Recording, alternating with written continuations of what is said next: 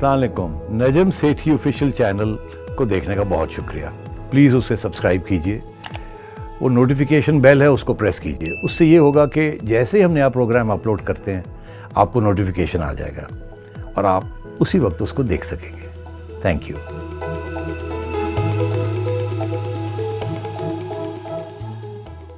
अस्सलाम वालेकुम, मैं हूं तमकिनत करीम और हमारे साथ मौजूद हैं नजम सेठी। अस्सलाम वालेकुम। ब्रॉडशीट केस अब एक स्कैंडल की सूरत इख्तियार कर चुका है। रोज़ नए हकाइक सामने आ रहे हैं और नए सवालात उठाए जा रहे हैं। हुकूमत ने इस मामले के लिए पहले कहा कि वो एक इंक्वायरी कमेटी बनाएंगे जिसकी सदारत रिटायर्ड जस्टिस शेख अजमत सईद करेंगे और उनके अंदर उस कमेटी में और भी लोग होंगे, अटॉर्नी जनरल वगैरह। लेकिन अब एक बयान सामने आया है हुकूमत का और उसमें कहा गया है कि नहीं, अब कमेटी नहीं, अब ये एक कमीशन होगा जिसमें सिर्फ शेख अजमत सईद, वन मैन कमीशन होगा। शेख अजमत सईद के नाम से पहले ही अपोजिशन के एतराज़ात सामने आ चुके थे। अब ये कमीशन बनने से पहले ही मुतनाज़ा हो चुका है। आज इस पे बात करेंगे। सेठी साहब, ये बताइए, जब इतनी शेख अजमत सईद साहब का नाम सामने आया था और इतनी उसके ऊपर अपोजिशन की तनकीद आई कि ये कॉन्फ्लिक्ट ऑफ इंटरेस्ट भी है वगैरह वगैरह, और उस पर उन्होंने तमाम हकायक सामने पेश किए, उसके बावजूद मतलब पहले एक कमेटी बननी थी जिसकी वो सिर्फ सदारत कर रहे थे और अब वो वन मैन कमीशन बना दिया गया है जिसमें सिर्फ शेख अजमत सईद साहब है। तो ये इमरान खान साहब क्यों इस पे बज़िद हैं कि उनको रखना है, और फिर ये कि वन मैन कमीशन क्यों बना है, और इस कमीशन के अंदर अब उनको क्या उसका दायरा इख्तियार होगा, उसमें क्या क्या किया जाएगा? जी हाँ, बिल्कुल बहुत अहम सवाल है और सब लोग यही पूछ रहे हैं कि पहली बात तो ये है कि अजमत सईद साहब को क्यों चुना। दूसरी बात ये है कि अजमत सईद साहब ने क्यों बात तस्लीम की कि हाँ मैं करूँगा, क्योंकि वाज़ेह है कि बहुत से कॉन्फ्लिक्ट ऑफ इंटरेस्ट है। और जज साहब का जो रोल रहा है पहले इन नैब और शौकत खानम के ट्रस्ट में, और वो जो सारा इकामा का ट्रायल हुई थी उसमें, तो वो तो बिल्कुल एंटी नवाज शरीफ है। वो तो बड़ा क्लियर कट है, उनके जहन में तो फैसले ऑलरेडी हो चुके हैं, उन्होंने अनाउंस भी कर दी। और वो नैब को वो उनके प्रोसिक्यूटर हैं तो नैब को तो प्रोटेक्ट करेंगे ही वो। तो अब बात ये है कि मेरा ख्याल है ये जो हम समझते हैं कि उनकी कमज़ोरियाँ हैं, ये इमरान खान साहब और इस्टेब्लिशमेंट उनकी मजबूती समझते हैं। मैं एक्सप्लेन करता हूँ कैसे। उसकी वजह ये है कि ये जब ये तफ्तीश होगी सारी, तो इसमें बहुत से संजीदा किस्म के इश्यूज निकलेंगे। ख़ुसूसन 2000 में जो 3 जर्नल रहे हैं हेड ऑफ नैब, उनके दौर में जनरल अबजद, जनरल खालिद मकबूल और जनरल हफीज़, बहुत सी चीज़ें उनके दौर में हुई हैं। फ्रॉम राइटिंग दी अग्रीमेंट, उसके बाद जो पैसे दिए, सब कुछ तो उससे पहले ही हो गया था during the term of these 3 generals. सिर्फ ये अवार्ड की इशू था। तो अब सारे इश्यूज जो हैं वो उनके ज़माने में हुए। अब वो जब उनको बुलाया जाएगा और पूछा जाएगा, और अगर ये पब्लिक ट्रायल हो या पब्लिक हेयरिंग्स हो, मसला बन जाएगा ना। क्योंकि इस्टेब्लिशमेंट तो ये नहीं चाहेगी कि उसके जर्नल जो है उनके ऊपर कोई दाग लगे, उनको प्रोटेक्शन हो। आपने देखा इस्टेब्लिशमेंट ने मुशर्रफ को कैसे प्रोटेक्ट किया हुआ अभी तक, और इसीलिए मेरा ख्याल है कि उनको बंदा अपना चाहिए था जो कि इस सारी चीज़ को संभाल ले और किसी किस्म की शर्मिंदगी इस्टेब्लिशमेंट को या पाकिस्तान की अफवाज को या उनके जर्नलों को ना आए, क्योंकि सारा मसला ही वहीं से शुरू हुआ है और वहीं तफ्तीश करने की ज़रूरत है, और वहीं तफ्तीश नहीं हो सकती। ख़ासूसन खुले आम पब्लिक में तो हो नहीं सकती, और कुछ सिविलियंस को भी ट्रस्ट नहीं किया जा सकता था उस किस्म के जिनका मतलब है कि काबा जो है वो इस्टेब्लिशमेंट की तरफ ना हो। तो इसलिए जस्टिस साहब को चुना गया है, और जस्टिस साहब भी आप पता नहीं है इसको एक्सेप्ट करते हैं कि नहीं करते, अभी तक तो कन्फ्लिक्टिंग खबरें आ रही हैं। मगर ये जो इत्तेफाक, ये जो फैसला हुआ है इमरान खान साहब ने किया, ये काबीना की बात नहीं सुनी उन्होंने किसी और की बात सुनी है। और याद रहे कि वो बहुत अहम है, वही सतून है। तो इसलिए, और बातें भी उन्हीं के दोस्तों की होनी है, जर्नलों की होनी। तो सबसे अहम बात तो ये थी। और मेरा ख्याल है कि इमरान खान साहब इस वक्त इस पोजीशन में नहीं है कि वो इंडिपेंडेंट इंक्वायरी करवाएं। जाहिर है, क्योंकि इंडिपेंडेंट इंक्वायरी जो है वो उन जर्नलों की तरफ जाएगी, اور مسئلہ بن جائے گا, بہت سے سوال کھڑے ہو جائیں گے, اکاؤنٹیبلٹی آف جنرلز کی بات شروع ہو جائے گی. تو اس لیے یہ تو اچھی بات نہیں ہے نا کہ اکاؤنٹیبلٹی آف جنرلز کی بات ہو. تو اس لیے جسٹس عصمت سعید صاحب اس کو سنبھال لیں گے. نمبر ایک, آپ کو یاد ہے ایک اور جج صاحب نے انکوائری کمیشن ہیڈ کی تھی ان کا, اور اس کو سنبھال لیا تھا. آپ کو یاد ہی ہے کون اس پہ بیٹھے تھے, ثاقب نثار صاحب بھی ایک کمیشن میں انہوں نے بھی ہیڈ کی تھی ایک انکوائری, اور یہ اپنے آج کل کے جو نیب کے سربراہ ہیں انہوں نے بھی ایک انکوائری ہیڈ کی تھی, اور اس میں بھی اسٹیبلشمنٹ کے اور فوج کے لوگ انوالو تھے. اس لیے ایسے لوگوں کو ہی اپوائنٹ کیا گیا جو کہ سنبھال سکتے تھے, اور پھر ان کو ریوارڈ دیا گیا. ثاقب صاحب ایونچولی بیکیم چیف جسٹس, اور نیب کے چیئرمین جو ہے وہ نیب کے چیئرمین بن گئے اینڈ سو. تو اب آئیے آگے آئیے. تو یہ بات تو بڑی سیدھی سی ہے کہ جسٹس عصمت سعید کی اپوائنٹمنٹ میں اسٹیبلشمنٹ کا بھی رول ہے, اور عمران خان صاحب نے سوچا کہ یہ جو ساری بات ہے, اور میرا خیال ہے یہ بھی ایڈوائس جو ہے کہ سر پیلس وغیرہ کی انکوائری بھی اب شروع کر دی جائے ایک دفعہ. پھر اشارہ زرداری صاحب کے اوپر پریشر ڈالنے کا ہے کہ آپ پی ڈی ایم سے دور رہیں. اگر آپ پی ڈی ایم کے قریب گئے یا زیادہ ان کے ساتھ حمایت کی تو پھر یہ اب شروع ہو رہا ہے, اور آپ کا خیال ہے یہ ختم ہو گیا ہوا ہے, پہلے یہ ختم کوئی نہیں ہوا, پھر اس کو نکال لیں گے. پتہ ہے آپ کو کہ یہ سارا ڈرامہ جو ہے یہ نواز شریف صاحب کے اوپر کیا گیا, اور اب وہ کیونکہ ان کو کوئی فرق نہیں پڑتا تو اب وہ زرداری صاحب کی طرف آ رہے ہیں, کیونکہ زرداری صاحب کو فرق پڑتا ہے, ابھی ان کی نقصان اور بھی ہو سکتا ہے. تو یہ ہے موٹی موٹی بات. یعنی کہ آپ کا مطلب ہے کہ جسٹس عصمت سعید صاحب کو جو انسٹرکشنز گئی ہوں گی وہ کچھ اس طرح کی ہوں گی کہ لوگ ظالم میں ہر ایک بات کا تانا دیں گے, باتوں باتوں میں میرا ذکر بھی لے آئیں گے, چاہے کچھ بھی ہو سوالات نہ کرنا ان سے, میرے بارے میں کوئی بات نہ کرنا ان سے, بات نکلے گی تو پھر دور تلک جائے گی. واہ واہ, آپ نے تو ساری بات خود ہی اس کا جواب دے دیا. میں نے جواب نہیں دیا, میں تو بتا رہی ہوں کہ اس قسم کی پھر اس کا مطلب ہے ان کو انسٹرکشنز گئی ہوں گی.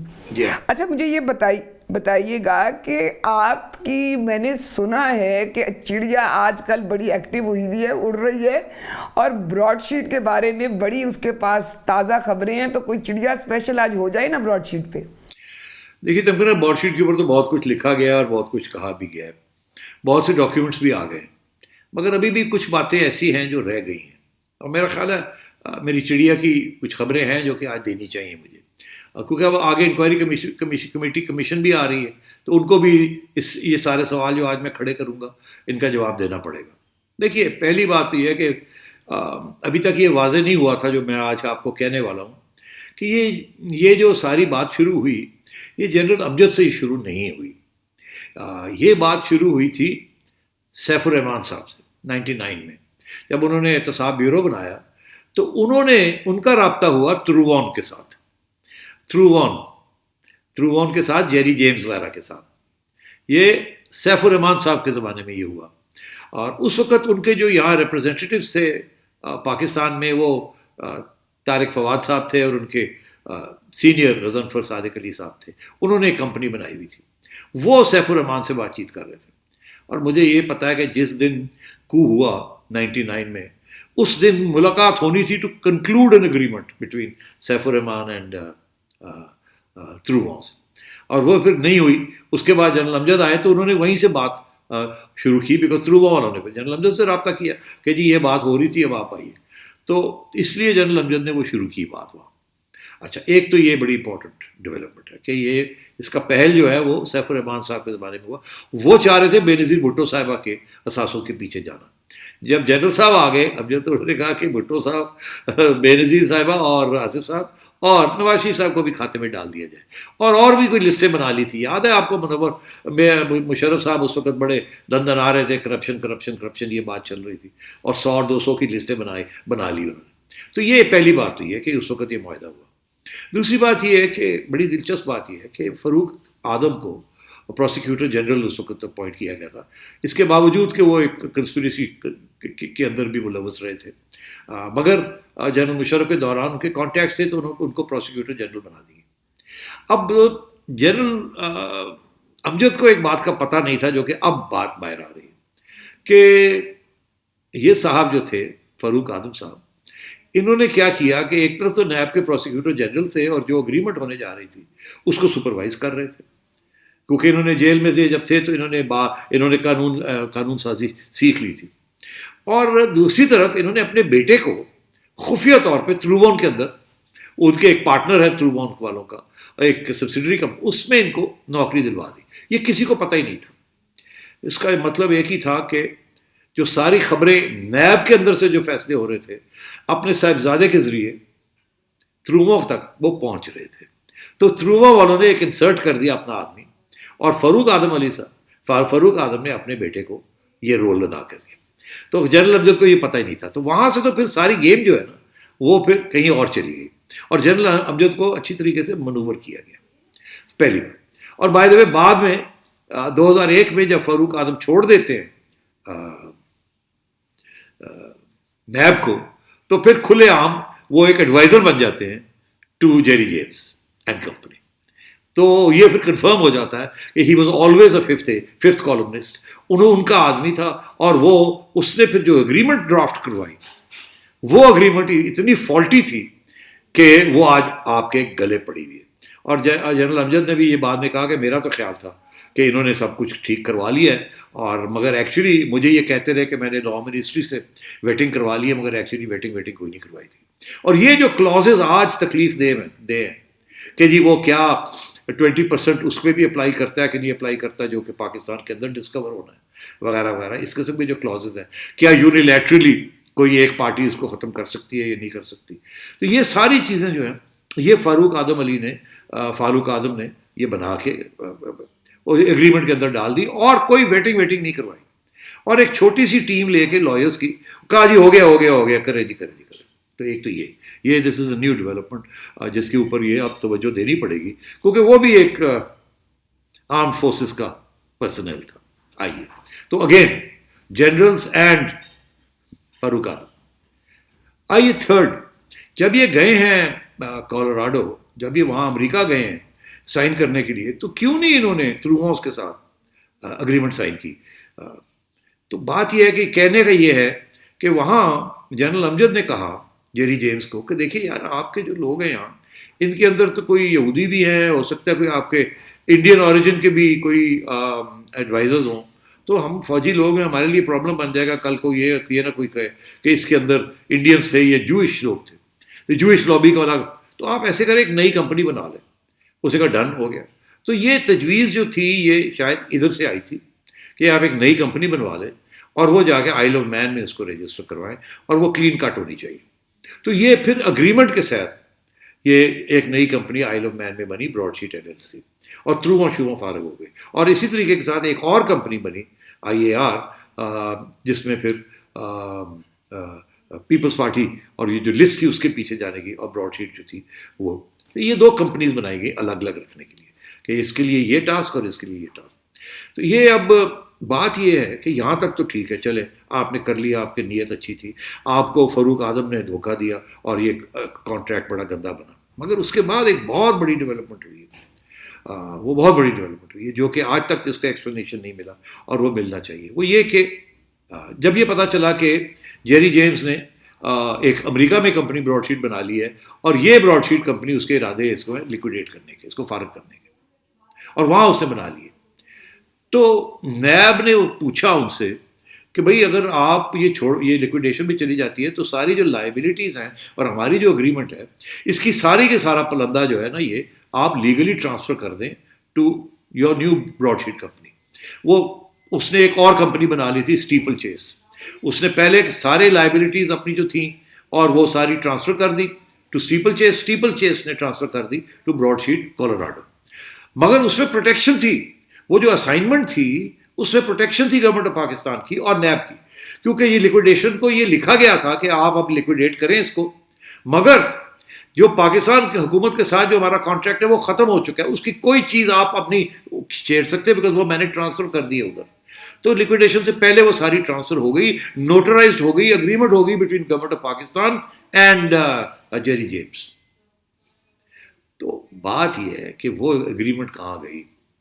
اگر وہ اسائنمنٹ ہے کہ کوئی ایکشن نہیں لیا جا سکتا لیکویڈیٹر کا against government of Pakistan, because وہ ادھر چلا گیا ہے، سارا کا سارا کھاتا اسائن ہو گیا ہے ٹو براڈ شیٹ کولوراڈو وہاں اسٹیپل چیز. تو ان کے ساتھ تو پاکستان گورنمنٹ نے $1.5 ملین دے کے ان کا تو جان چھڑائی وہاں سے، تو وہ تو بات ختم ہو جانی تھی. اسائنمنٹ ادھر ہوئی تھی، 1.5 ملین دیا، مکمکا ہو گیا، ختم ہو گئی بات.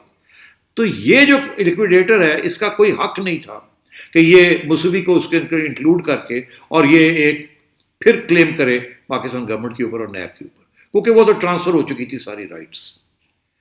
اب سوال یہ کھڑا ہوتا ہے کہ ان کو پتا تھا پاکستان گورنمنٹ کو، اور ان کے پاس فائل ہے، 5 فائلیں بنی تھی میری اطلاع کے مطابق، ان میں سے 2 فائلیں پاکستان میں تھی. یہ ساری اسائنمنٹ کی فائل جو تھی کہ یہ سارے کی سارا پلندہ ادھر چلا گیا، یہاں کچھ نہیں رہا.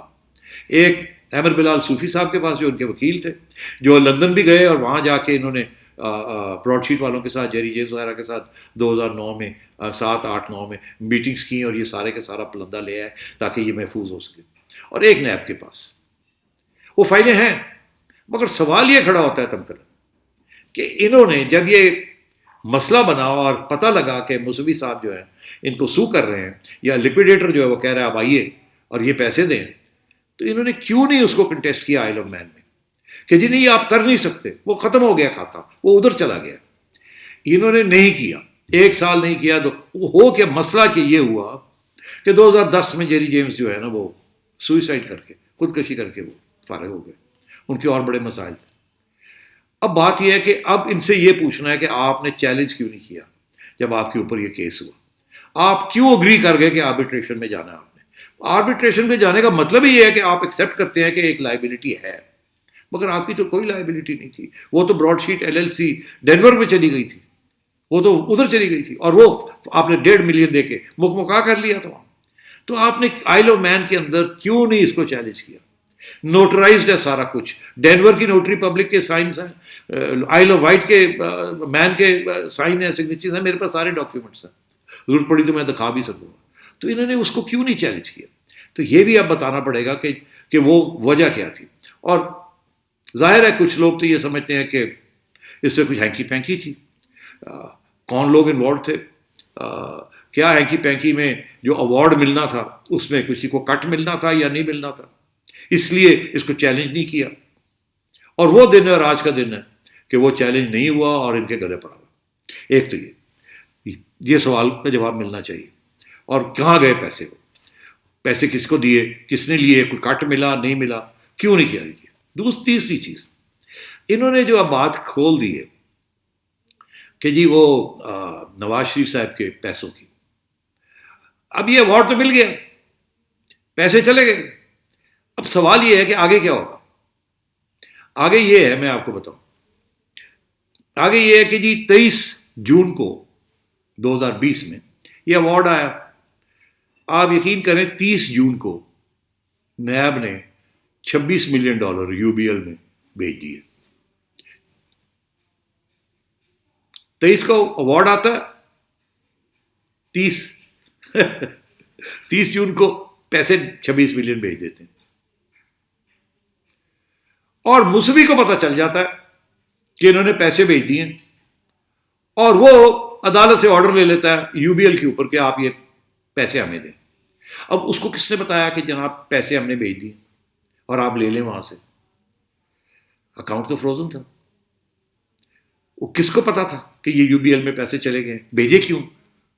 اور دلچسپ بات یہ ہے کہ 4 نومبر کو CEC کی میٹنگ ہوتی ہے، ECC کی.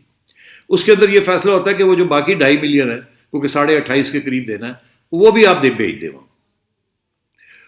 اور 19 دسمبر وہ بھیج کے، اور 19 دسمبر کو یہ فیصلہ یہ ہوتا ہے کہ ہم تو ڈپلومیٹک امیونٹی کلیم کریں گے، ہم ڈپلومیٹک امیونٹی کریں گے تاکہ یہ پیسے نہ لے سکیں.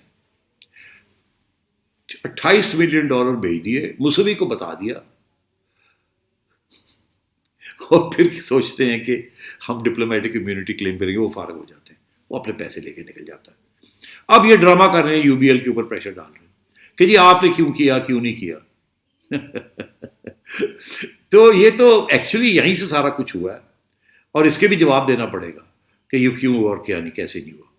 اور آخر میں آپ کو بتاؤں، اب اگر یہ عصمت سعید صاحب کھول لیتے ہیں وہ جو 10 نمبر فائل ہے JIT کی رپورٹ، جس کے اندر بہت سی چیزیں ہیں، جس کے اندر یہ سارا نواز شریف کے خلاف مواد ہے جو ابھی تک دکھائی نہیں گئی، تو اگر وہ اس میں سے جاتے ہیں ادھر اور یہ پھر کہتے ہیں کہ $800 ملین اور 800 یا اتنا، تو فوراً موسوی کہے گا جی 20% میرا،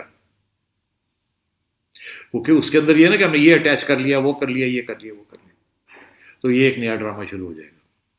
اور اگر یہ کچھ اس کے پیچھے جاتے ہیں. اور دوسری بات، اور اس کی طرف توجہ نہیں دینی چاہیے ہمارے ان کے نیب والوں کے اور گورنمنٹ کے وکیلوں کو، کہ ابھی حال ہی میں اس گورنمنٹ نے ایمنسٹی اسکیم لانچ کی تھی، باہر سے پیسے لے آئے، وائٹ کر لیں، یاد ہے آپ کو؟ اب اگر وہ جو 200 لوگ تھے ان میں سے اگر کسی نے یہ ایمنسٹی اسکیم اویل کی ہے تو موسوی سے کہے گا جی وہ بھی مجھے 20% دیں، کیونکہ وہ تو ایمنسٹی ہے، آپ نے تو تسلیم کر لیا کہ یہ کوئی نو کویسچنز آسکڈ، اور ان میں سے وہ لوگ ہیں جو لے کے آئے، کل کو یہ مانگ لیتا ہے یا آپ اسی کا حوالہ دیتے تو پھر کیا کریں گے؟ تو یہ بات اب رکنے والی نہیں ہے. آپ زرداری صاحب کے پیچھے جائیں گے، آپ نواز شریف کے پیچھے جائیں گے اور آپ فگرز، فیکٹس اینڈ فگرز بتائیں گے، بڑے مسئلے بن جائیں گے آپ کے لیے آگے، نہ آپ کو پیسے ملیں گے اور دینے پڑ جائیں گے جیسے پہلے ہوا. اس کو بڑا ٹائم لگے گا اس کو ہضم کرنے میں کہ یہ ابھی تک کیا ہوا ہے اور آگے کیا پاسبلٹیز ہیں کہ یہ کیا کیا کچھ ہو سکتا ہے. تو یہ تو لگتا نہیں ہے کہ یہ آرام سے یہ بات ختم ہوگی. آپ کا خیال ہے کہ ویسے یہ ختم ہو جائے گی اس طرح سے کہ یہ ایک کمیشن کی رپورٹ آ گئی اور معاملہ بند ہو گیا؟ مسئلے چلیں جی، اللہ خیر کرے.